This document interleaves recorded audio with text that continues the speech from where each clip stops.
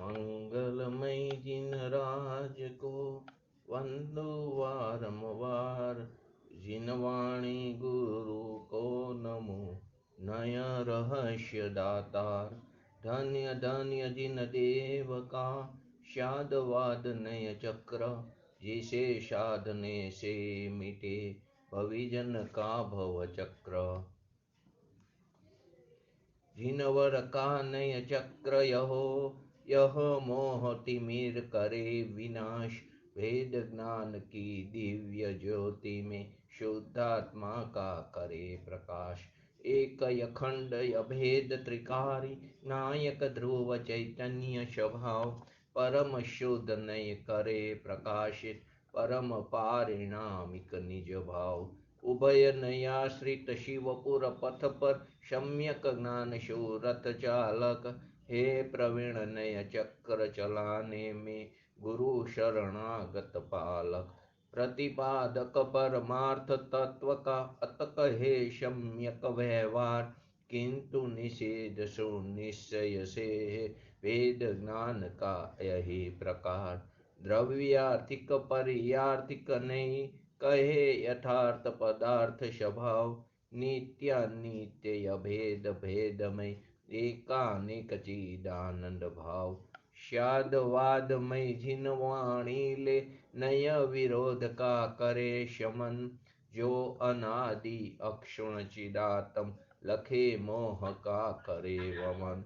नय पक्षों से मुक्त हुए जो निज स्वरूप में गुप्त रहे, निर्विकल्प हो शांत शीत, वे ही अमृत साक्षात पिए। जिन प्रवचन का मर्म अहो, यह जानो नह रहस्य का सार, अंतर्मुख परिणीति में बहती चिदानंद रस अमृत धार। श्री जिन वरनी वंदना करो सहज निष्काम, पक्षांति क्रांत परमात्मा पामो मंगल धाम। नय प्रमाण थी जाणीने सप्त तत्वनो मर्म, रत्नत्रय निधि प्राप्त करे नाशे त्रिवेद दुष्कर्म। नमो ह्रीं नमो सिद्धणं नमो ऐरणं नमो वज्रणं नमो लयेश वशावणं। चत्तारि मंगलम अरिहंता मंगलम सिद्धा मंगलम शाहो मंगलम, केवलीपंतो धमो मंगलम। चत्तारि लोकतमा अरिहंता लोकतमा सिद्धा लोकतमा शाहो लोकतमा, केवलीपंतो धमो लोकतमा। चत्तारि शरणं भजामि अरिहन्ते शरणं भजामि सिद्धे शरणं भजामि शाहो शरणं भजामि, केवलीपंतो धमो शरणं भजामि। ओम नमो अरिहंताण। અધ્યાત્મનીમાં આપણે નિશ્ચયને અને વ્યવહારનીનું સ્વરૂપ અને વિષય વસ્તુ સમજી રહ્યા છીએ। તેમાં ગઈ વખતે છેલ્લા સ્વાધ્યાયમાં સમયસારની 142 142 નંબરની ગાથાને આધારે થોડું લીધેલું। તો 142 નંબરની ગાથામાં શું આવે? સમયસાર 142 નંબરની ગાથા આવડે છે કોઈને? સમયસાર 142 નંબરની ગાથા છે। કર્મ જીવમાં બદ્ધ વા અબદ્ધ એ નય પક્ષ છે, પણ પક્ષથી અતિક્રાંત ભાગ્યો તે સમયનો સાર છે। છે કર્મ જીવમાં બદ્ધ વા અબદ્ધ એ નય પક્ષ છે, પણ પક્ષથી અતિક્રાંત ભાગ્યો તે સમયનો સાર છે। એટલે કે એવો જે વિકલ્પ જીવમાં કર્મ બદ્ધ છે એવો જે વિકલ્પ, અને જીવમાં કર્મ અબદ્ધ છે એવો જે વિકલ્પ, તે બંને નહીં પક્ષે કર્મ બદ્ધ છે અને કર્મ અબદ્ધ છે। આપણે એનું એક્ઝામ્પલ બીજી રીતે પણ લીધું હતું કે ખાવાનો વિકલ્પ અને ન ખાવું એવો વિકલ્પ, બંને વિકલ્પ જ છે। ધારો કે કોઈ પોતાના સ્વભાવના ભાન વગર વ્રત તપ આદિ કરે છે, તો ન ખાવાનો વિકલ્પ કરે તો ન ખાવાનો પણ એક વિકલ્પ છે। મારે આટલા દિવસ નથી ખાવું એ એક પ્રકારનો ન ખાવાનો વિકલ્પ છે, અને પેલા ખાવાનો વિકલ્પ હતો। તેવી રીતે જીવમાં કર્મ બદ્ધ છે એવો વિકલ્પ અને જીવમાં કર્મ અબદ્ધ છે એવો જે વિકલ્પ, તે બંને નય પક્ષ છે। તે બંને નય પક્ષને જે અતિક્રમે છે એટલે કે ઓરંગે છે, એટલે કે તેને તે છોડે છે, તે જ બધા વિકલ્પોને અતિક્રમ કરીને, બધા પ્રકારના વિકલ્પોથી શાંત પામીને, આરામ પામીને, વિલય કરીને, અતિક્રમ કરીને પોતે એક નિર્વિકલ્પ પોતાના સ્વભાવમાં પરમ પ્રણામિક ભગવાન આત્મામાં જે સ્થિર થાય છે તે સાક્ષાત સમયસાર થાય છે. તે શું કીધું? તે સમયનો સાર છે, તે સાક્ષાત સમયસારતા છે. જીવમાં જે કર્મબદ્ધ કરે છે એવો વિકલ્પ કરે છે, તે જીવમાં અકર્મબદ્ધ છે એવા પક્ષને અતિક્રમ કરતો હોવા છતાં જે જીવમાં કર્મબદ્ધ છે એવો જે વિકલ્પ કરે છે તે બીજો પક્ષ છે જીવમાં કર્મ અબદ્ધ છે તેને અતિક્રમે છે, તેને ઓરંગે છે. તેને શું કરે છે? તે બીજા પક્ષને તે ધ્યાન દેતો નથી ને ઓરંગે છે. અને જે જીવમાં કર્મ અબદ્ધ છે એવો જે વિકલ્પ કરે છે તે જીવમાં કર્મબદ્ધ છે તેવા પક્ષને અતિક્રમ કરે છે. અને જે બંને વિકલ્પ કરે છે, જીવમાં કર્મબદ્ધ પણ છે ને જીવ કર્મમાં અબદ્ધ પણ છે, તે બંને પક્ષોને અતિક્રમ ન કરતો થકો તે વિકલ્પને અતિક્રમતો નથી. બંને પ્રકારના ત્રણેય પ્રકારના એક પ્રકારના વિકલ્પમાં ઉભા છે. એક જીવમાં કર્મબદ્ધ છે એવા વિકલ્પમાં ઉભો છે, જે જીવમાં કર્મમાં અબદ્ધ છે એવા વિકલ્પને અતિક્રમ કરે છે. જે જીવમાં કર્મ અબદ્ધ છે એવા વિકલ્પને જે કરે છે તે જીવમાં કર્મ બદ્ધ છે તેવા વિકલ્પને અતિક્રમ કરે છે. અને જે બંને પ્રકારના વિકલ્પ કરે છે તે બંને પ્રકારના વિકલ્પને અતિક્રમ કરતો નથી, તે એક પ્રકારના વિકલ્પમાં ઉભો છે. તેથી તે વિકલ્પને, કોઈ પણ પ્રકારના વિકલ્પને તે અતિક્રમતો નથી. તે સમસ્ત નય પક્ષને અતિક્રમ કરે છે. જે જીવ સમસ્ત બધા પ્રકારના નય પક્ષને અતિક્રમ કરે છે તે જ બધા પ્રકારના વિકલ્પને અતિક્રમે છે. જે બધા પ્રકારના નય પક્ષને અતિક્રમ કરે છે તે જ બધા પ્રકારના વિકલ્પને અતિક્રમે છે. અને જે સમસ્ત વિકલ્પને અતિક્રમે, જે બધા પ્રકારના વિકલ્પોને ઓરંગે છે, છોડે છે, તે જ સમયસારને પ્રાપ્ત થાય છે. તે જ સમયનો સાર છે. ગાથામાં આવ્યું ને, છે કર્મ જીવમાં બદ્ધ વા અબદ્ધ એ નય પક્ષે છે, પણ પક્ષથી અતિક્રાંત ભાગ્યો તે સમયનો સાર છે. એ વાત આપણે ગઈ વખતે લીધી હતી. પછી એના ઉપર 69ના કરશમાં વાત આવી હતી.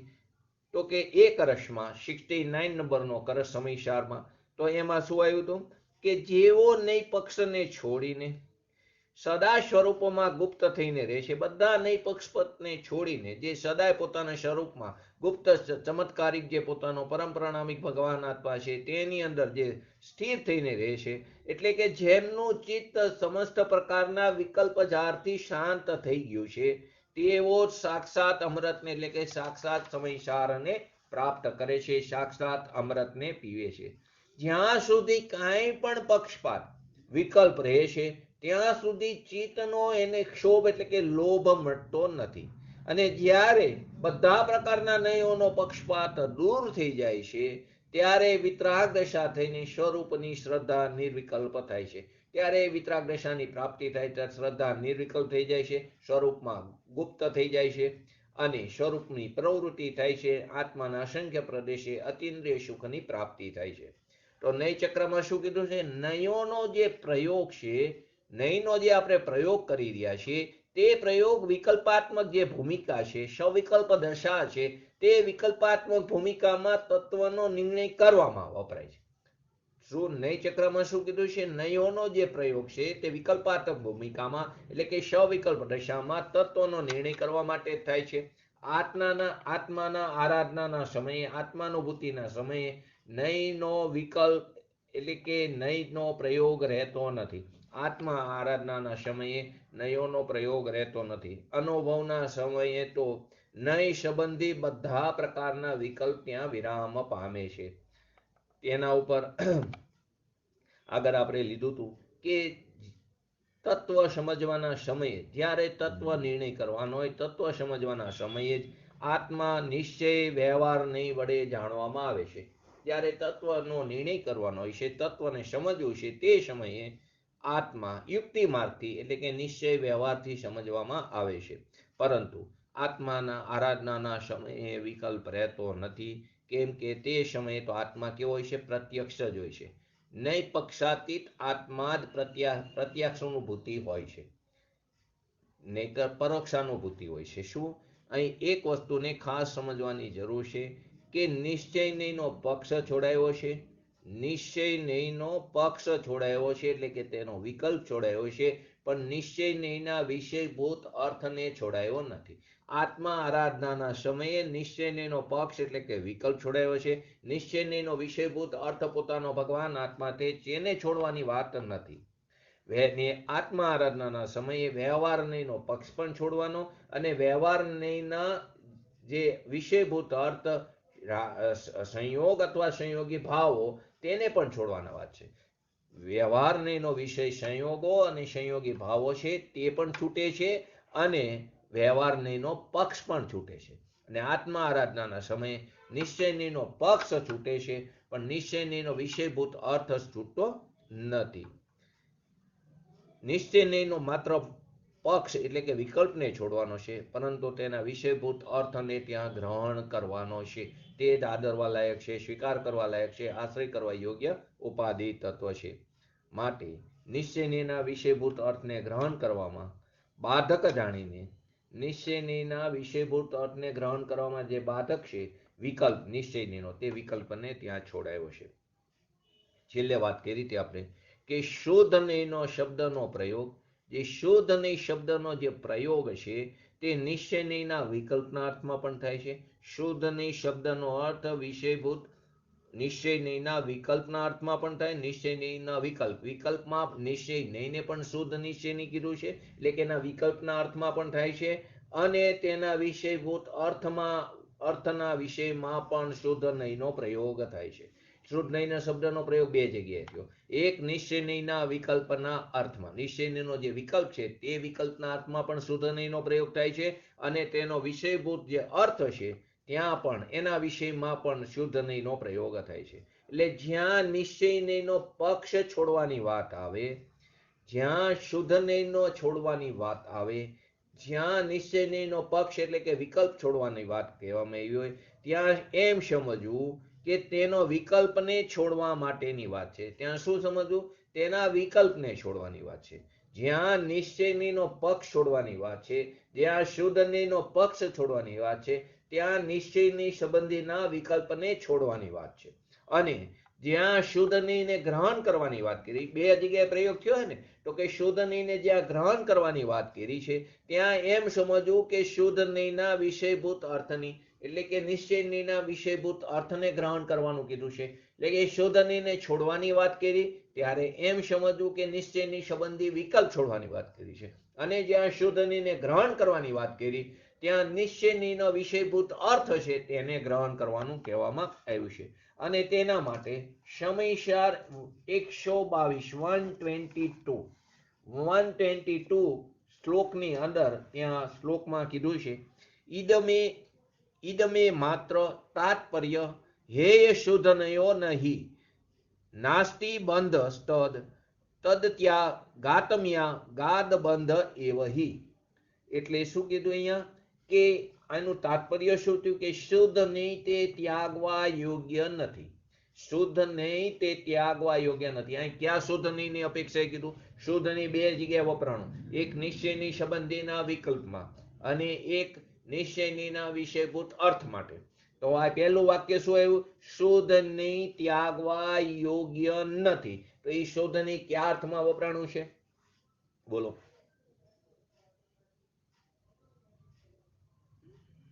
બોલો જયંતિભાઈ. ફરી હા, શુદ્ધ નહીં ત્યાગવા યોગ્ય નથી, ત્યાં શુદ્ધ નહીં ત્યાગવા યોગ્ય નથી એટલે કે ગ્રહણ કરવા યોગ્ય છે. તો શેના માટે શુદ્ધ નહીં વપરાણું છે? કે નિશ્ચય નહીંના વિષયભૂત અર્થ માટે. વિષયભૂત અર્થ માટે. તો શું થયું અહીંયા? ત્યાગવા યોગ્ય નથી, કારણ કે તેના અત્યાગથી કર્મનો બંધ થતો નથી. તેના અત્યાગથી, તેનો ત્યાગ ન કરવાથી બંધ થતો નથી કર્મનો. તો કોના અત્યાગથી? કે નિશ્ચય નહીંના વિષયભૂત અર્થના અત્યાગથી. સ્વભાવનો આશ્રય લેશું તો કર્મનો બંધ નહીં થાય. સ્વભાવનો આશ્રય લેવાથી કર્મનો બંધ નથી થતો. માટે શું કીધું? કે તેના અત્યાગથી કર્મનો બંધ થતો નથી અને તેના ત્યાગથી તો બંધ થાય છે. સ્વભાવનો સ્વીકાર નહીં કરી તો ક્યાં દ્રષ્ટિ રહેશે? પર તરફ રહેશે. પર તરફ દ્રષ્ટિ લેતા પરતરફ દ્રષ્ટિ થતા તેના નિમિત્તે જીવની અંદર રાગદ્વેષાદી ભાવોની ઉત્પત્તિ થાય છે અને તેને કારણે દ્રવ્ય કર્મનો બંધ પડે છે, કર્મનો બંધ પડે છે. ભાવ કર્મના નિમિત્તે દ્રવ્ય કર્મનો બંધ પડે છે અને ભાવ કર્મ તો કે સ્વભાવમાં સ્થિર ન થવાથી, પરતરફ દ્રષ્ટિ થવાથી, પર લક્ષ્ય થવાથી રાગદ્વેષાદી ભાવો પોતાની પર્યાયમાં એ સમયની તેની જન્મ ક્ષણે પોતાના ષષ્ઠકારકોને કારણે ઉત્પન્ન થાય છે. તો કે બે વસ્તુ આવી. એક શું આવી કે શુદ્ધને ત્યાગવા યોગ્ય નથી, એટલે કે નિશ્ચયના વિષયભૂત અર્થ તે છે તે ત્યાગવા યોગ્ય નથી. તેના અત્યાગથી બંધ થતો નથી, તેના અત્યાગ કરવાથી બંધ નથી થતો અને તેનો ત્યાગ કરવાથી બંધ થાય છે. આ સમયસાર 122 નંબરનો શ્લોક. સમયસારમાં ડગલે ને પગલે નહીંની વાત છે. 122 નંબરના શ્લોકનો આધાર આપીને કહે છે કે શુદ્ધને ત્યાગવા યોગ્ય નથી, કેમ કે તેના અત્યાગથી કર્મનો બંધ થતો નથી અને ત્યાગથી બંધ થાય છે. આગળ બનારસીદાસજીએ એનો જ હિન્દીમાં પદ્યાનુવાદ કર્યો છે. આ જ શ્લોકનો શું કર્યો છે? યહ નિચોરયા ગ્રંથ કો યહે પરમ રસ પોખ તજે શુદ્ધ નહીં બંધ હે, તજે શુદ્ધ નહીં બંધ હે. જે શુદ્ધ નહીં ને તજે છે તો બંધ થાય છે. ગ્રહે શુદ્ધ નહીં શોક, જે શુદ્ધ નહીંનું ગ્રહણ કરે છે તેને બંધ થતો નથી. એમ કરીને 122 નંબરના કરશમાં પણ શુદ્ધ નહીં આદરવા લાયક, એટલે શુદ્ધ નહીં આદરવા લાયક એટલે નહીં આદરવા લાયક નથી, એના વિષયભૂત અર્થ માટે ત્યાં શુદ્ધ નહીં વપરાણું છે. વ્યવહાર નહીંનો નિષેધ તો નિશ્ચય નહીં કરે જ છે. વ્યવહાર નહીંનો નિષેધ તો નિશ્ચય નહીં કરે છે, કેમ કે નિશ્ચય નહીં તે નિષેધક છે અને વ્યવહાર નહીં છે તે નિષેધ્ય છે, નાશ થવાને લાયક છે ને એનું નાશ થવામાં તેની સામર્થ્યતા પડેલી છે. સાથે પોતાના પક્ષનો પણ નિષેધ કરીને, પોતાના પક્ષનો પણ નિષેધ કરીને આત્માને પક્ષાતીત, વિકલ્પાતીત, નયાતીત કરી દે છે. શું કીધું? વ્યવહાર નહીંનો નિષેધ તો નિશ્ચય નહીં કરે જ છે, સાથે પોતાના પક્ષનો પણ નિષેધ કરે છે. નહીં પક્ષના વિકલ્પને છોડવાનો છે ને, એટલે નહીં પક્ષને પણ તોડે છે. પોતાના પક્ષનો પણ શું કરે છે? તે નિષેધ કરીને આત્માને શું કરે? નહીં પક્ષાતીત કરે, વિકલ્પાતીત કરે છે અથવા તો નયાતીત કરે છે. માટે આચાર્ય દેવસનજીએ નય ચક્રમાં નિશ્ચય નહીંને પૂજ્યતમ સિદ્ધ કર્યું છે. શું કર્યું છે? આચાર્ય દેવસનજીએ નય ચક્રમાં નિશ્ચય નહીંને પૂજ્યતમ સિદ્ધ કર્યું છે. નિશ્ચય નહીં એકત્વને પ્રાપ્ત કરીને, નિશ્ચય નહીં શું કરે? એકત્વને પ્રાપ્ત કરાવીને જ્ઞાનરૂપી ચૈતન્યમાં પોતાને સ્થાપે છે. જે ચૈતન્ય જ્ઞાનરૂપી પોતાનો સ્વભાવ છે તેની અંદર નિશ્ચયને એકત્વને પ્રાપ્ત કરાવીને એની અંદર સ્થાપે છે. એટલે કે પરમાનંદને ઉપજાવીને, પોતાના આત્માની પોતાની પર્યાયમાં આનંદને ઉપજાવીને તે વિતરાગ દશાને પ્રાપ્ત કરાવે છે. એટલે કે મોક્ષ માર્ગની શરૂઆત, ધર્મની દશા પ્રગટ કરાવે છે. આટલું કામ કરીને પોતે પણ વિલય પામી જાય છે. આટલું કરીને તેનું પ્રયોજનભૂત કાર્ય થઈ ગયું, એટલે તે દરેકને પોતપોતાનું કાર્ય પૂરું કરીને તે નાશ પામે છે. તો નિશ્ચયની પોતે પોતાને પણ નાશ કરે છે, પોતાનો પણ તે નિષેધ કરે છે. નિશ્ચયને પોતાના વિકલ્પનો પણ નિષેધ કરે છે. એટલે કે આટલું કામ પતાવીને પોતે જ નિવૃત્ત થઈ જાય છે, પોતે જ ત્યાં આરામ પામી જાય છે, વિલય પામી જાય છે. આ કારણે તે જીવને નય પક્ષથી તે નિશ્ચય નય પક્ષથી અતીત કરી દે છે, નયાતીત કરી દે છે. આ કારણે તે પૂજ્યતમ છે. આ કારણે તે દેવસનજીએ નિશ્ચય નહીંને પૂજ્યતમ સિદ્ધ કર્યો છે. જેમ આગળ જે આચાર્ય દેવસનજી કેમ પૂજ્યતમની પાછી ફરીવાર કહે છે, જેમ સમ્યક વ્યવહારથી મિથ્યા વ્યવહારની નિવૃત્તિ થાય છે, સમ્યક વ્યવહારથી મિથ્યા વ્યવહારની નિવૃત્તિ થાય છે, તેમ નિશ્ચય નહીંથી વ્યવહાર નહીંના વિકલ્પોની નિવૃત્તિ થાય છે. જેમ સમ્યક વ્યવહારથી, સાચા વ્યવહારથી ખોટા વ્યવહારની નિવૃત્તિ થઈ જાય છે, તેવી જ રીતે નિશ્ચય નહીંથી વ્યવહારના વિકલ્પોની નિવૃત્તિ થઈ જાય છે. જેમ નિશ્ચય નહીંથી વ્યવહારના વિકલ્પોની નિવૃત્તિ થઈ જાય છે, જેમ નિશ્ચય નહીંથી વ્યવહાર નહીંના વિકલ્પોની નિવૃત્તિ થઈ જાય છે, તેમ સ્વપર્યવસિત, આજ મેં એક વાક્ય લખ્યું છે આપણે બધા ગ્રુપમાં, સ્વપર્યવસિત. સ્વપર્યવસિત નો અર્થ શું થાય ખ્યાલ છે કોઈને? સ્વપર્યવસિત સ્વપર્યવસિત લખ્યું છે કે સ્વપર્યવસિત ભાવથી એકત્વનો વિકલ્પ પણ નિવૃત્ત થઈ જાય છે. તો સ્વપર્યવસિત એટલે એટલે અનુભવ. શું છે એનો અર્થ? અનુભવ ગમ્ય. સ્વપર્યવસિત એટલે અનુભવ ગમ્ય, એટલે કે સ્વપર્યવસિત સ્વભાવથી એકત્વનો વિકલ્પ. એકત્વનો વિકલ્પનો અર્થ શું થશે?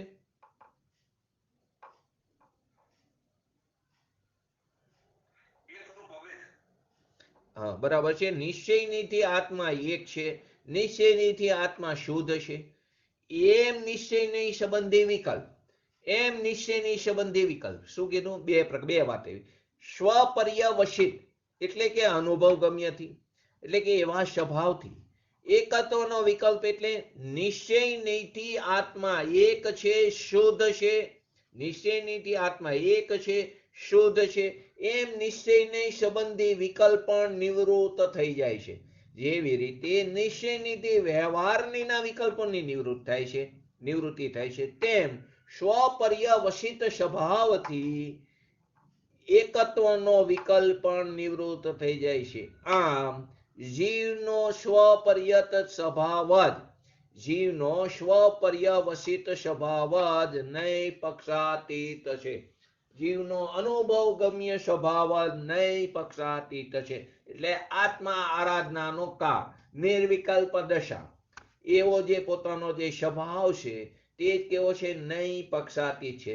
ક્યાંથી ચાલુ કર્યું? જેમ સમ્યક વ્યવહાર થી મિથ્યા વ્યવહારની નિવૃત્તિ થાય છે, તેમ નિશ્ચયની વ્યવહારના વિકલ્પોની પણ નિવૃત્તિ થાય છે.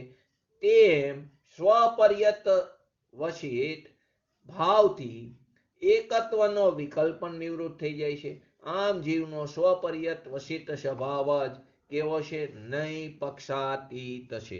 આ પર આગળ સમજશું એનું સ્વપર્યવસિત. એટલે કે જ્યાં સુધી નૈ વિકલ્પ ચાલુ રહેશે, જ્યાં સુધી અંદર નૈ વિકલ્પ ચાલુ રહેશે, ત્યાં સુધી આત્મા પરોક્ષ જ રહેશે. જ્યાં સુધી જીવને કોઈ પણ પ્રકારના નૈ એટલે કે વિકલ્પ રહેશે, ત્યાં સુધી નિર્વિકલ્પ દશા થતી નથી. એટલે કે આત્મા કેવો રહેશે? પરોક્ષ જ રહે. પ્રત્યક્ષ એટલે કે પર્યાયમાં તેનું પ્રકટપણું થતું નથી, અનુભૂતિ થતી નથી, વેદન થતું નથી. માટે આત્મા કેવો રહેશે? પરોક્ષ જ રહેશે. તે પ્રત્યક્ષ અનુભૂતિનો વિષય બનતો નથી. પ્રત્યક્ષ અનુભૂતિનો વિષય ત્યાં સુધી આત્મા બનતો નથી. એટલે કે કેમ નથી બનતો? કે ત્યાં સુધી એના નૈ વિકલ્પ ચાલુ છે. નૈ વિકલ્પ ચાલુ છે ત્યાં સુધી આત્મા પરોક્ષ રહેશે, અને તે એટલે કે આત્મા પ્રત્યક્ષ અનુભૂતિનો વિષય બનતો નથી. જ્યાં સુધી તેનો પ્રત્યક્ષ અનુભવ થતો નથી, જ્યાં સુધી આત્માનો પ્રત્યક્ષ અનુભૂતિ એટલે કે એનો પ્રત્યક્ષ અનુભવ થતો નથી, ત્યાં સુધી તેના પક્ષોને નયો એના જે પક્ષ છે તે તેના પક્ષોને જાણવાના વિકલ્પ થવા સ્વાભાવિક છે. પક્ષ કો કે નહીં કો, તેના પક્ષોને જાણવાનો વિકલ્પ ઉત્પન્ન થવો સ્વાભાવિક છે. ક્યાંથી ચાલુ કર્યું? કે જ્યાં સુધી નૈ વિકલ્પ ચાલુ રહેશે ત્યાં સુધી આત્મા પરોક્ષ જ રહેશે. પ્રત્યક્ષ અનુભૂતિ થતી નથી. તે ત્યાં સુધી પ્રત્યક્ષ અનુભૂતિનો વિષય બનતો નથી. અને જ્યાં સુધી પ્રત્યક્ષ અનુભવ થતો નથી ત્યાં સુધી તેના પક્ષોને જાણવાના વિકલ્પ ઉત્પન્ન થવા સ્વાભાવિક છે. તે વિકલ્પોના સમાધાન માટે નયોનો પ્રયોગ કરવા, તે વિકલ્પોના સમાધાન માટે જ નયોનો પ્રયોગ થાય છે. નયનો પ્રયોગ નયને જાણવા માટે થાય છે. આમ આત્મા જ્યાં સુધી વ્યવહાર અને નિશ્ચય દ્વારા જ્યાં સુધી વ્યવહાર અને નિશ્ચય દ્વારા તત્વનો અનુભવ કરે છે, તત્વનો નિર્ણય કરે છે, જ્યાં સુધી આત્મા નિશ્ચય અને વ્યવહાર દ્વારા તત્વનો નિર્ણય કરે છે, તત્વનો અનુભવ કરે છે, ત્યાં સુધી તે પરોક્ષાનુભૂતિ હોય છે. ત્યાં સુધી આત્મા પરોક્ષ જ હોય છે. કેમ કે પ્રત્યક્ષ અનુભૂતિ નૈ પક્ષાતીત હોય છે. એમાં કોઈ પણ પ્રકારના નૈના પક્ષ હોતા નથી. બધા પ્રકારના નૈ પક્ષને તે અતિક્રમે છે. શું કીધું? આત્મા જ્યાં સુધી વ્યવહાર અને નિશ્ચય દ્વારા તત્વનો અનુભવ કરે છે ત્યાં સુધી આત્મા પરોક્ષ અનુભૂતિ હોય છે, કેમ કે પ્રત્યક્ષ અનુભૂતિ તો નહીં પક્ષાતીત હોય છે. હવે એક્ઝામ્પલ આપીને સમજાવે છે.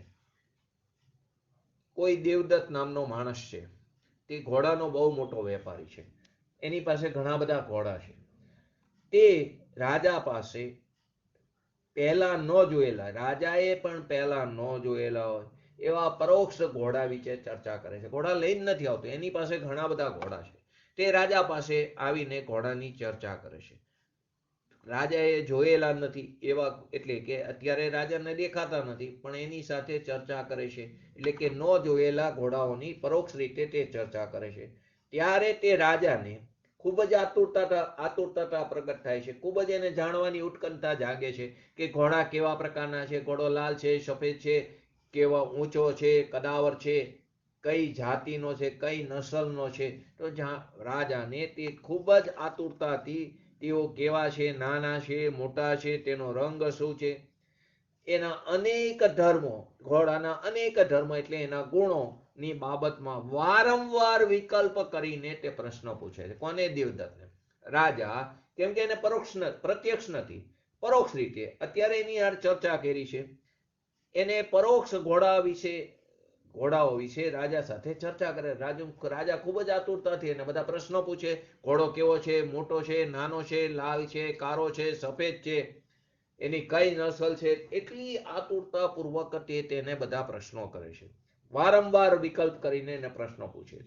તેવી જ રીતે, આવી જ રીતે પરોક્ષ પદાર્થની ચર્ચા થતા તેમાં રહેલા અનંત ધર્મો વિશે વિકલ્પ થાય છે. આ જ રીતે જે ઘોડા પરોક્ષ હતા, તો અહીં પોતાનો પદાર્થ પરોક્ષ છે, આત્મા પરોક્ષ છે.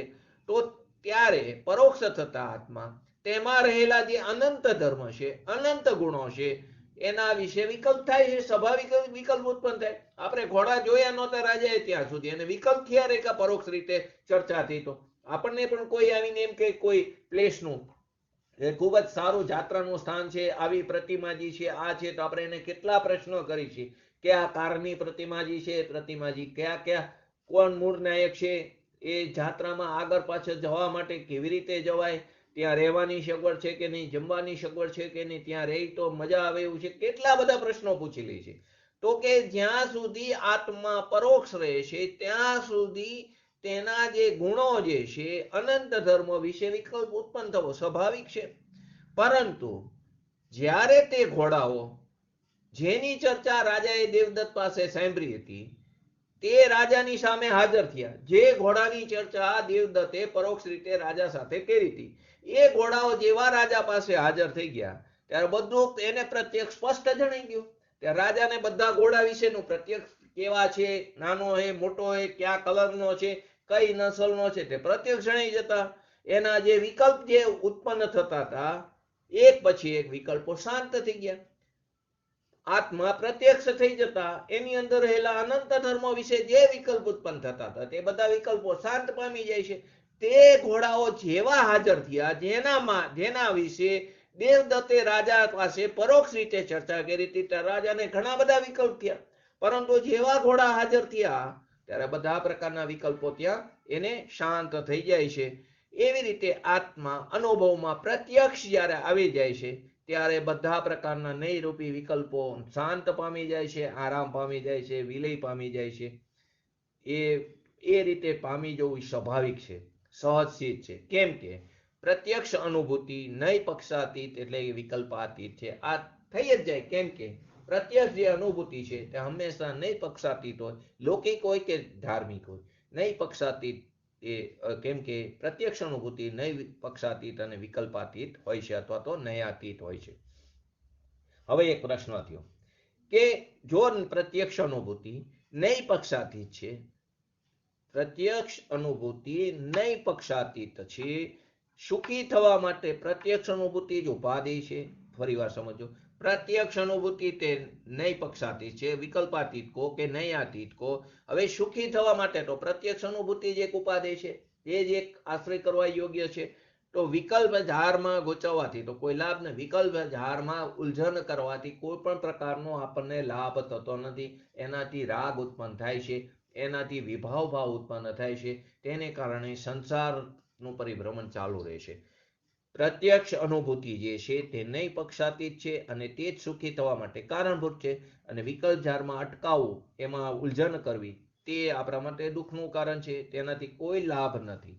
તો પછી પ્રશ્ન એ છે, તો પછી અમારે નિશ્ચય નહીં અને વ્યવહાર નહીંના વિકલ્પ જાળમાં શા માટે ગુચાવવું જોઈએ? તો પછી શું કામ અમારે નિશ્ચય નહીંના વિકલ્પ જાળમાં ગુચાવવું જોઈએ? અમારે શા માટે વ્યવહાર નહીંના વિકલ્પ જાળમાં ગુચાવવું જોઈએ? એ તો પંડિતોનું કામ છે, નહીં સમજે. અમે તો ડાયરેક્ટ આત્માનો અનુભવ કરી લઈશું. અમારે આ નહીં પક્ષમાં વિકલ્પ જાળમાં ગુચાવવું શા માટે જોઈએ? હવે આગળ જવાબ, જો આપણે નયોના સ્વરૂપને જાણ્યા વિના જો આપણે નયના સ્વરૂપને જાણ્યા વિના નય પક્ષાતીત થઈ જઈએ તો પછી નયના વિસ્તારને સમજવાની શું જરૂર છે? ધારો કે આજે આપણો મારા ખ્યાલ પ્રમાણે 45મો સ્વાધ્યાય છે, તો આ 45 સ્વાધ્યાય આપણે સાથે બેસીને ચર્ચા કરવાની શું જરૂર? જો આપણે નયોના સ્વરૂપને જાણ્યા વિના જ ડાયરેક્ટ આત્માની પ્રાપ્તિ કરી શકતા હોય, નય પક્ષાતીત થઈ શકતા હોય, તો પછી આ નયોનો વિસ્તાર સમજવાની શું જરૂર છે? ભગવાન મહાવીરનો જે જીવ હતો એને સિંહની પર્યાયમાં અને પાર્શ્વનાથ ભગવાનના જીવે હાથીની પર્યાયમાં આત્માનુભૂતિ થઈ હતી. બંનેને તે પર્યાયમાં સમ્યક દર્શનની પ્રાપ્તિ થઈ હતી, આત્માની અનુભૂતિ થઈ હતી, પ્રત્યક્ષ અનુભૂતિ થઈ હતી. ત્યાં બંનેને કઈ પર્યાયમાં? તિર્યંશ પર્યાયમાં. મહાવીર સ્વામી ભગવાનના 10મા ભાવ જે સિંહ પર્યાય હતો ત્યારે પહેલા જે થઈ હતી એની વાત નહીં, તો ભમી ગયું હતું. ફરી વાર જ્યારે થયું ત્યારે 10મા ભાવે સિંહ પર્યાયમાં થયું. પાર્શ્વનાથ ભગવાનને હાથીની પર્યાયમાં પ્રત્યક્ષ અનુભૂતિ થઈ, બરાબર, બંનેને થઈ. તો કે તે સમયે તે નયોના આટલા વિસ્તારને શું જાણતા હતા? પ્રશ્ન થાય છે ને, બધો શંકા ઉત્પન્ન થાય છે કે આ બધું શું સમજવાની જરૂર? અમે તો એકલો અંદરથી કોચેલું કાઢી લઈ, નારિયેળમાંથી સીધો ગોરો કાઢી લઈ, કાતલી ફોલવાની, ઉપરના છોતરા કાઢવાના, આ બધી મહેનત શું કામ? અમારે તો અંદર એક પ્રયોજનભૂત ઓલો સફેદ ગોરો છે, સીધે સીધો કાઢી લે. જો નીકળી શકતો હોય તો કાઢી લો, તો કઈ ના જ નથી. તો શું કહે છે કે તે સમયે તેને શું આ નય વિસ્તાર જાણ્યા હતા? તે આટલા વિસ્તારથી શું જાણતા હતા? તો જવાબ તો ના આવવાનો. તિર્યંશ પર્યાયમાં તો નહોતા જાણતા.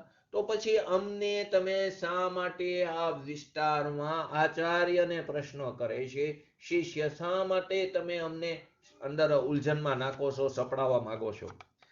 અમે સિંહ અને હાથીની જેમ નય પક્ષાતીત કેમ ન થઈ શકી? અમે સિંહની જેમ કે હાથીની જેમ કેમ નય પક્ષાતીત ન થઈ શકી? તે તેની તિર્યંશ પર્યાયમાં થઈ શકે, અમે તો મનુષ્ય પર્યાયમાં છીએ, અમે કેમ નય પક્ષાતીત ન થઈ શકીએ?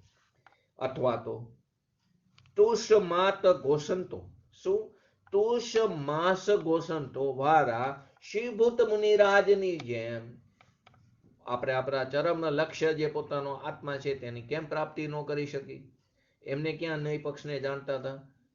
તે તુષ માસ ઘોષંતો, એમને બીજું કઈ યાદ નહોતું રહેતું. તો એમને આ ભેદ જ્ઞાન આનાથી થઈ ગયું, બીજું તો કઈ હતું નહીં, યાદ નહોતું રહેતું. તો કે એમની જેમ કેમ અમે અમારા ચરમ લક્ષ્ય જે પરમ પરિણામિક ભગવાન આત્માની પ્રાપ્તિ કેમ ન કરી શકીએ? તો જવાબ આપે છે આચાર્ય, કરી લો ને, કોણ રોકે છે? તમને કોઈ રોકતું નથી. જો થઈ શકતી હોય તો કરી લો. જો તમે પામી શકતા હોય તો અવશ્ય પામો. એક તો ખરેખર તો જીનવાણી આત્મા જ જીનવાણી છે. હવે બાકી બધો તેનો વિસ્તાર છે. આત્મા એટલું જ બોલતા જો સમજી શકાતું હોય તો પછી ભેદ કરવાની જરૂર જ નહોતી. આચાર્ય ભેદ કરીને બધું આ બધા શાસ્ત્રોની રચના કેમ થઈ? એ વિસ્તાર થયો, આત્માનો જ વિસ્તાર છે. પછી પાછા એ જ આચાર્ય આટલો વિસ્તાર કરે, અતિ વિસ્તારથી બસ થાવ, એલમ થાવ, એલમ થાવ, બસ હવે વધારે વિસ્તાર નહીં. છતાં પણ પંચમકારના પ્રાણીઓની એમને હોનારનો એમને ખ્યાલ હોવાથી તેમને વિસ્તાર જેટલો થઈ શકે એટલો સુગમ રીતે કર્યો. તો કે જો તમે પામી શકતા હોય તો ક્યાં ના છે? અવશ્ય પામી લો. ઉપાધિ તો કોણ હે? પ્રત્યક્ષ અનુભૂતિ, એટલે કે નિર્વિકલ્પ અનુભૂતિ, તે જ ઉપાધિ છે, તે જ કરવા લાયક છે. નય વિકલ્પ તે કરવા લાયક નથી. નયોનું સ્વરૂપ શેના માટે બતાવ્યું છે? નયોનું સ્વરૂપ પ્રત્યક્ષ અનુભૂતિમાં સહાયક સમજીને જ બતાવવામાં આવ્યું છે. નયોનું સ્વરૂપ આ સમયસરમાં આટલા બધા નયની વાત આવી, શેના માટે આવી? આત્માને બતાવવા માટે. તો કે નયોનું સ્વરૂપ તો પ્રત્યક્ષ અનુભૂતિના સહાયક માટે બતાવવામાં આવ્યું છે. એનું સ્વરૂપ નહીં વિકલ્પમાં અટકવા માટે નથી બતાવ્યું. નહીંને સમજવાનું નહીંમાં અટકવા માટે નહીં, ભટકવા માટે નહીં, ને ઉલઝનમાં રહેવા માટે નથી. નહીંનું સ્વરૂપ તેમાં ન અટકી, એમાં ભટકી નહીં, એના માટે નહીંનું સ્વરૂપ સમજવાનું છે. તો કે નયોના વિકલ્પમાં અટકી જવા માટે નહીંનું સ્વરૂપ નથી બતાવ્યું. માટે નય ચક્રમાં જેમ કે પહેલા બતાવ્યું હતું આપણે કે આત્મા જો કે સ્વભાવથી નય પક્ષાતીત હશે. આત્મા સ્વભાવથી નય પક્ષાતીત છે, છતાં પણ એ જ આત્મા નય જ્ઞાન વિના પર્યાયમાં નય પક્ષાતીત થઈ શકતો નથી. દ્રવ્ય જે છે તે નય પક્ષાતીત છે, પરંતુ તે તેની પર્યાયમાં નય જ્ઞાન વિના નય પક્ષાતીત થઈ શકતો નથી, સમર્થ નથી. આત્મા એટલે કે વિકલ્પાત્મક જે નય જ્ઞાન વિના નિર્વિકલ્પ આત્માનુભૂતિની પ્રાપ્તિ થતી નથી. વિકલ્પાત્મક તત્વના નિર્ણય વગર વિકલ્પાત્મક નય જ્ઞાન વિના નિર્વિકલ્પ એટલે કે આત્માની અનુભૂતિ સંભવ નથી. કેમ કે અનાદિકાળથી આપણે કર્મને વશથી અસત કલ્પનાઓમાં જોડાયેલા છે, અગૃહિત મિથ્યાત્વમાં અનાદિકાળથી બંધાયેલા છે. આ ભવે ગૃહિત પણ બાંધે છે, તો અસત કલ્પનાઓમાં અટકી ગયા છે. તેથી સત કલ્પનારૂપ એટલે કે સમ્યક વિકલ્પાત્મક નયોનું સ્વરૂપ આચાર્ય આપણને બતાવે છે. માટે ઉમા સ્વામીએ પણ તત્વ સૂત્રમાં શું કીધું કે તત્વના શ્રદ્ધાને, તત્વાર્થના શ્રદ્ધાને, તત્વો જે 7 તત્વોના શ્રદ્ધાને સમ્યક દર્શન કીધું. એટલે કે તત્વના સ્વરૂપ સહિતના એના અર્થની શ્રદ્ધા કરવી, તેને ત્યાં તત્વાર્થ શ્રદ્ધાનમ સમ્યક દર્શન કહેવામાં આવ્યું. અને તત્વના અર્થનો એટલે કે એના જ્ઞાનનો ઉપાય પ્રમાણ અને નયોને સ્પષ્ટ જણાયો છે. એટલે કે એના જ્ઞાનનો ઉપાય પ્રમાણ અને નયોને સ્પષ્ટ જણાયો છે. એટલે કે નય દ્રષ્ટિથી વિહીન વ્યક્તિને, જેને નયની દ્રષ્ટિ નથી, તેઓ નય દ્રષ્ટિથી જે રહિત વ્યક્તિ છે, તેને વસ્તુ સ્વભાવની પ્રાપ્તિ થઈ શકતી નથી. અને વસ્તુ સ્વભાવની પ્રાપ્તિ વિના સમ્યક દર્શનની પ્રાપ્તિ નથી થતી, મોક્ષ માર્ગની પ્રાપ્તિ થતી નથી. માટે મુક્ત સ્વરૂપની પણ પ્રાપ્તિ થતી નથી. માટે શાશ્વત સુખની પણ પ્રાપ્તિ થતી નથી. વસ્તુ સ્વભાવની પ્રાપ્તિ વગર સમ્યક દર્શન એટલે કે આત્માનુભૂતિની પ્રાપ્તિ થતી નથી. છતાં પણ આપણે નય અને તેના પ્રતિપાદિત વસ્તુ સ્વરૂપને સમજ્યા વગર જ આત્માનુભૂતિ પ્રાપ્ત કરવાનો જો આગ્રહ રાખતા હોય તો ભલે રાખો. છતાં પણ આપણે નય અને તેના પ્રતિપાદિત જે વસ્તુ સ્વભાવ છે તેને સમજ્યા વગર, પોતાના એનો વિષયભૂત અર્થ તો પોતાનો આત્મા છે, એના સ્વરૂપને સમજ્યા વગર જ જો આત્માનુભૂતિ પ્રાપ્ત કરવાનો આગ્રહ રાખતા હોય તો ભલે રાખો.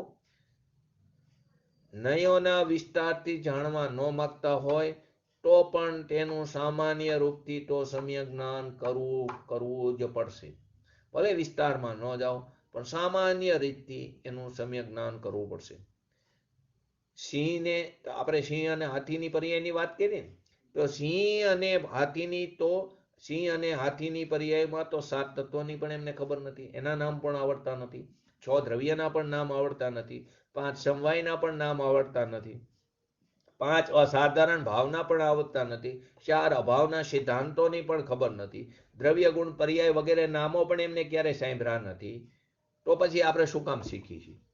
શું કામ દ્રવ્ય ગુણ પર્યાય શીખી છીએ? શું કામ 7 તત્વોના નામ શીખી છીએ? શા માટે 6 દ્રવ્યના નામ શીખી છીએ? શા માટે 5 સમવાયનું સ્વરૂપ સમજીએ? શા માટે 4 અભાવના સિદ્ધાંતો શીખી છીએ?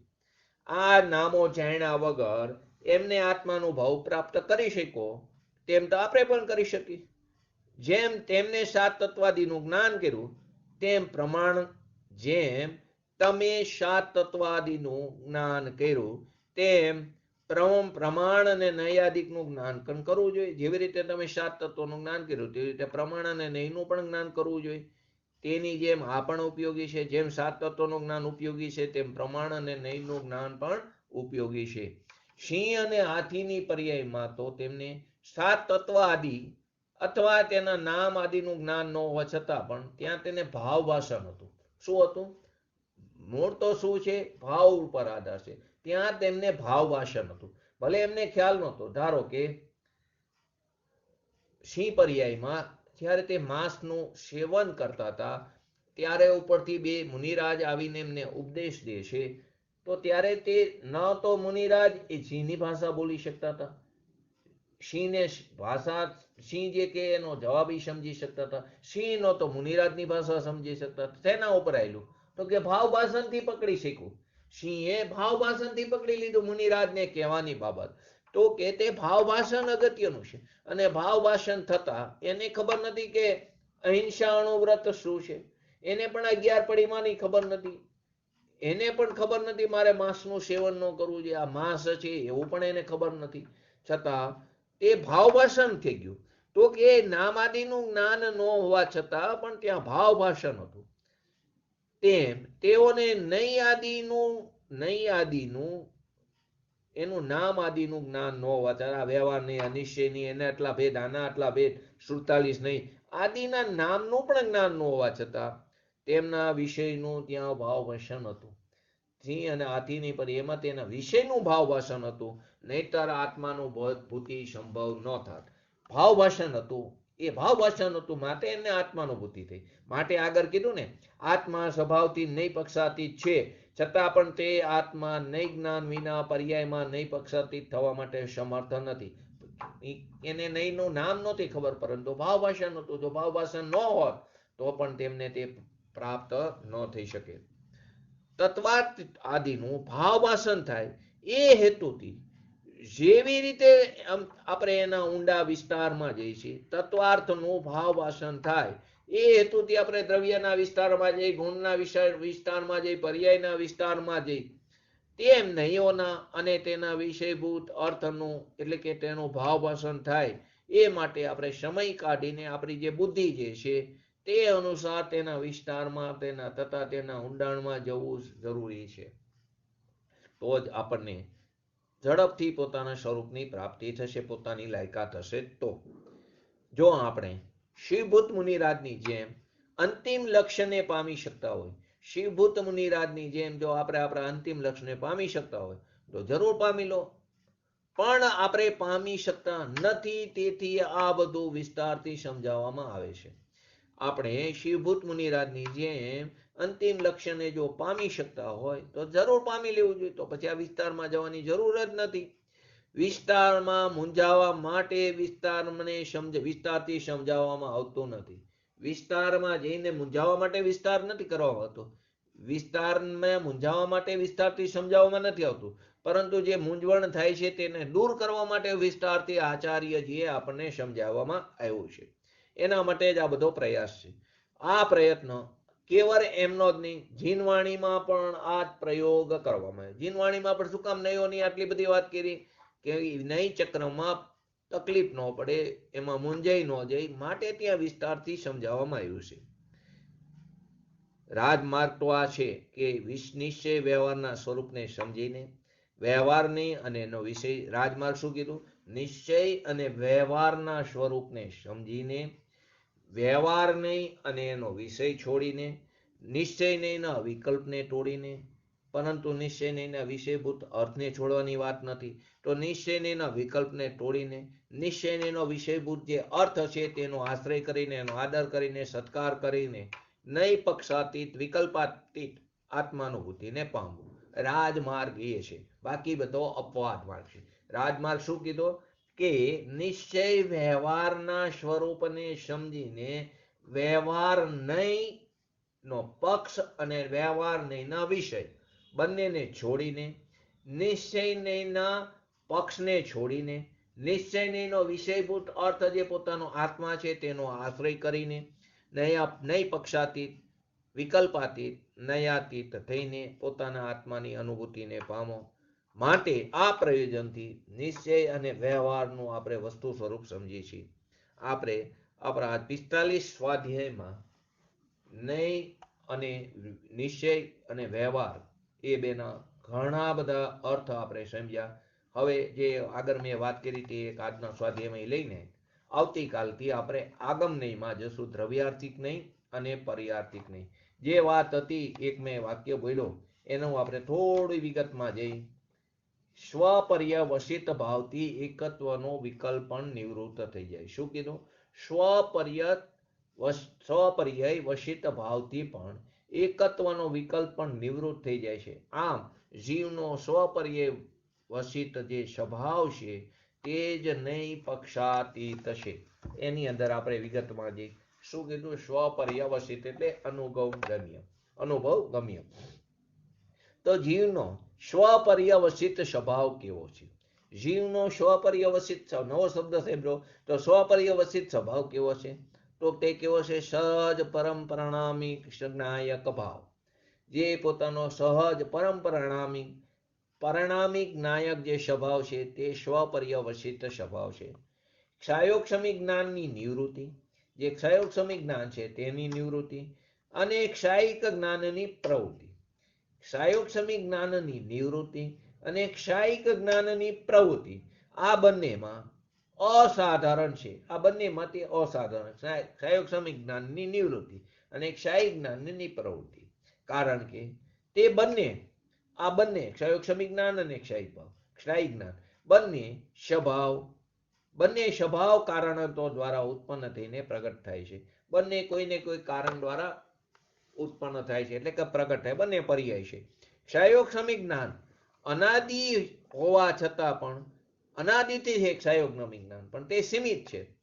ક્ષાયોક્ષમી જ્ઞાન અનાદિ હોવા છતાં પણ સીમિત અથવા તો સ્વનિધન રૂપ હોવાથી, એટલે કે નિવર્તનમાન થઈ જાય છે, તે નિવૃત્ત થઈ જાય છે. ક્ષાયોક્ષમી જ્ઞાન છે અનાદિથી, છતાં પણ તે કેવું છે? સીમિત છે, મર્યાદિત છે, અને તે નિવર્તનમાન થઈ જાય છે, એટલે નિવૃત્ત થઈ જાય છે. પરંતુ પોતાનો જે સ્વભાવ છે સહજ પરંપરામિક ભગવાન આત્મા જ્ઞાયક સ્વભાવ, તે સદા માટે કેવો રહેશે? અનિવૃત્ત જ રહેશે. ઓલું કેવું થઈ ગયું?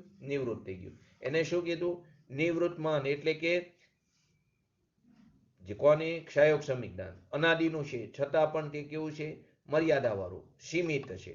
પરંતુ તે સ્વનિધન રૂપ હોવાથી, એટલે કે નિવર્તનમાન હોવાથી, એટલે કે નિવૃત્ત થઈ જાય છે. અને પોતાનો ભગવાન આત્મા સદાય માટે કેવો છે? અનિવૃત્ત જ છે. એવી જ રીતે ક્ષાયિક જ્ઞાન જે છે તે સાદી હોવા છતાં, તે સાદી અનંત છે ને, સાદી હોવા છતાં પણ નિરવધિ તથા અનિધન રૂપ હોવાથી, નિરવધિ એટલે કે તેને કોઈ મર્યાદા નથી, અમર્યાદિત છે, ને છતાં તે અનિધન હોવા, અને તે પાછું કેવું? અનિધન એટલે ક્યારે નાશ પામવાનું નથી હોવાથી તે સદાય પ્રવૃત્તમાન રહેશે. તે સદાય માટે પ્રવૃત્તમાન રહેશે. એક તો તેની કોઈ મર્યાદા નથી, અને તે નિરવધિ એટલે અનિધન રૂપ હોવાથી તે સદાય માટે પ્રવૃત્તમાન રહેશે. પરંતુ પોતાનો જે જ્ઞાયક સ્વભાવ છે તે સદા પૂર્વવત જ અપ્રવૃત્તવત છે. સદા પૂર્વવત જ અપ્રવૃત્ત બનીને રહેશે, તે અપ્રવર્તમાન રહેશે. તે બંનેથી આ સ્વભાવ કેવો છે? ભિન્ન છે, તે બતાવે છે. કેવો સ્વભાવ છે? સ્વપર્યવસિત સ્વભાવ કેવો છે તે બતાવે છે. આ રીતે બાકીના જે ઔક્ષમિક ભાવ છે, ઔદૈહિક ભાવ છે, એ તો આપણાથી જુદા હોવાથી સહજ પરંપરામિક સ્વભાવ, જ્ઞાયક સ્વભાવ એનાથી ભિન્ન છે. કેવો છે? અનાદિ છે, અનિધન છે, સ્વસ્વભાવ રૂપ છે, સંપૂર્ણ અકારણકારક છે, સ્વસંવેદનમાન છે, તથા સ્વાનુભૂતિ દ્વારા તે પ્રકાશમાન રહે છે. પોતાની અનુભૂતિ દ્વારા પર્યાયમાં તે પ્રકાશમાન રહે છે. એવો જ જીવનો સ્વપર્યવસિત એટલે પોતાના ઉપર જ નિર્ભર, સ્વપર્યવસિત એટલે પોતાના ઉપર જ નિર્ભર સ્વભાવ છે. આ કારણથી તે નહીં પક્ષાતીત છે. આ કારણથી તે કેવો છે? નહીં પક્ષાતીત છે. આ માટે પદાર્થ જ્યારે, આત્મા જ્યારે નિશ્ચયથી આલિંગત થાય છે ત્યારે નિશ્ચયાત્મક વસ્તુ છે, અને જ્યારે વ્યવહારથી આલિંગત થાય છે ત્યારે વ્યવહારાત્મક વસ્તુ છે. માટે નહીં પક્ષાતીત આત્મા પદાર્થની પ્રાપ્તિના ઉપાય મુખ્ય ગૌણ રૂપથી નિશ્ચય વ્યવહારની જે છે એવો ભાવાર્થ છે. જ્યારે આત્મા નિશ્ચયથી આલિંગત થાય ત્યારે નિશ્ચયાત્મક વસ્તુ છે, અને જ્યારે પર્યાય અથવા તો વ્યવહાર નહીંથી જ્યારે આલિંગત થાય ત્યારે વ્યવહારાત્મક વસ્તુ છે. માટે નહીં પક્ષાતીત પોતાના આત્મ સ્વરૂપની પ્રાપ્તિના ઉપાય માટે ત્યાં મુખ્ય અને ગૌણતા કરવામાં આવે છે. આત્મા નહીં પક્ષાતીત છે, છતાં પણ તે નયો વગર તે નયા પક્ષાતીત થઈ શકતો નથી. નહીં પક્ષાતીત હોવા છતાં પણ નહીં વગર તે નહીં પક્ષાતીત થતો નથી. કારણ કે અનાદિ કર્મના કારણે તે જીવ અસત કલ્પના વાળો છે. કેવો છે? અસત કલ્પના વાળો છે.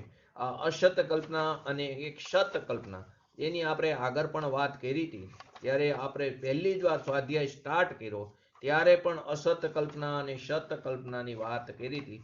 કોઈને યાદ હોય તો કહો. અસત કલ્પના અને સત કલ્પનાની વાત કરી હતી. આત્મા સત કલ્પના વાળો અસત કલ્પના વાળો છે તેની વાત કરી હતી આપણે. બોલો યાદ હોય તો. અસત કલ્પના એટલે શું ને સત કલ્પના એટલે શું? જયંતિબેન. અનાદિકાલીન મિથ્યાત્વના ઉદયથી થવાવાળી, અનાદિકાલીન અગ્રહિત મિથ્યાત્વ તો પડ્યું છે, એ મિથ્યાત્વના ઉદયથી થવાવાળી મિથ્યા માન્યતા જ અસત કલ્પના છે. એ મિથ્યા માન્યતા છે, અસત કલ્પના છે. અથવા પ્રયોજન ભૂત જીવાદિ આદિ તત્વોના વિશે જે વિપરીત માન્યતા આપણી અંદર પડી છે તે બધી શું છે? અસત કલ્પના છે. માટે સમયસાર, મોક્ષમાર્ગ પ્રકાશક, યોગસાર, છ ધારા આદિ અનેક ગ્રંથોમાં મિથ્યા માન્યતાનું વિસ્તારથી જ વર્ણન કરવામાં આવ્યું છે. અને જીનાગમના અભ્યાસથી જે વિકલ્પાત્મક યથાર્થ જે તત્વ નિર્ણય થાય છે તે જ સત્કલ્પના છે. જીનાગમના અભ્યાસથી જે વિકલ્પાત્મક યથાર્થ તત્વ નિર્ણય થાય છે તેને સત્કલ્પના કહેવામાં આવ્યું. આ નિર્ણય તત્વ સ્વરૂપને અનુરૂપ હોવાથી તેને સત કહેવામાં આવ્યું છે. અને નિર્વિકલ્પ અનુભવથી રહિત હોવાથી, માત્ર વિકલ્પાત્મક જ્ઞાનમાં હોવાથી તેને કલ્પના. કલ્પના કીધી. સત શું કામ કીધું? સત એટલા માટે કીધું વસ્તુ સ્વરૂપને અનુરૂપ હોવાથી તેને સત કહેવામાં. પણ કલ્પના કેમ કીધી? કે તે નિર્વિકલ્પ અનુભવથી તે રહિત છે, માત્ર વિકલ્પાત્મક જ્ઞાનમાં જ છે, માટે તેને શું કહેવામાં? કલ્પના કહેવામાં આવ્યું. તો સત્કલ્પના અને નિર્વિકલ્પ અનુભૂતિમાં શું તફાવત છે? તો કે જીનાગમના અભ્યાસના નિમિત્તથી વિકલ્પાત્મક ભૂમિકામાં થવા વાળો યથાર્થ તત્વ નિર્ણય. જીનાગમના અભ્યાસના નિમિત્તથી વિકલ્પાત્મક જે ભૂમિકા છે એમાં આપણો થવા વાળો યથાર્થ તત્વ નિર્ણય તે સત્કલ્પના છે. તેમાં મનના અવલંબનથી પ્રમાણ અને નય દ્વારા વસ્તુ સ્વરૂપની અર્થાત સાત તત્વોનો યથાર્થ નિર્ણય કરવાથી વસ્તુ સ્વરૂપની આપણને રુચિ વધે છે. રુચિ વધતા વધતા ઉપયોગ ક્યાં થાય છે? અંતર્મુખ થઈ જાય છે. અને બુદ્ધિપૂર્વકના બધા વિકલ્પ પણ ઉપશમ થઈને શાંત પામી જાય છે. આ જ નિર્વિકલ્પ અનુભૂતિ અથવા તો તેને ત્યાં પક્ષાંતિક્રાંત કહેવામાં આવ્યો. તો બંને વચ્ચે આટલો ફરક છે સત્કલ્પના અને નિર્વિકલ્પ અનુભૂતિમાં. જીનાગમના અભ્યાસથી નિમિત્તથી વિકલ્પાત્મક જે આપણી ભૂમિકા છે તેમાં થવા વાળો યથાર્થ તત્વ નિર્ણય તેને સત્કલ્પના. તો અહીંયા સત કેમ કીધું? વસ્તુ સ્વરૂપને અનુરૂપ છે. અને કલ્પના કેમ કીધું? કેમ કે તે નિર્વિકલ્પથી રહિત છે, વિકલ્પાત્મક જ્ઞાનમાં જ રહે છે, માટે તેને ત્યાં કલ્પના કહેવામાં આવી. તો અસત કલ્પના અને સત કલ્પના તે બે વસ્તુ અર્થ આપણે સમજ્યા. તો આ પ્રમાણે આજે આપણે આ 45-99% સ્વાધ્યાય છે તે સ્વાધ્યાયમાં નિશ્ચય અને વ્યવહારનો આપણો વિષય પૂરો થાય છે. હવે આગળ આગમની અને બાકીના જે નયો છે તે આગળ આપણે સમજશું. તો કાલે આગમ અને અધ્યાત્મ વચ્ચે શું ફરક છે તે સમજીને પછી આગળ આપણે આવતા વીકથી આગમ નયમાં જશું. બોલીએ બોલો જય જિનેન્દ્ર. બોલીએ પંચ પરમેષ્ઠી ભગવંતોનો જય હો. બોલીએ શ્રી જીનવાણી માતનો જય હો. બોલીએ શ્રી પરમ પૂજ્ય પરમોપકારી સદગુરુ દેવનો જય હો. બોલીએ શ્રી પ્રસમૂર્તિ ભગવતી માતનો જય હો. બોલીએ શ્રી સનાતન જૈન દિગંબર ધર્મનો જય હો. જય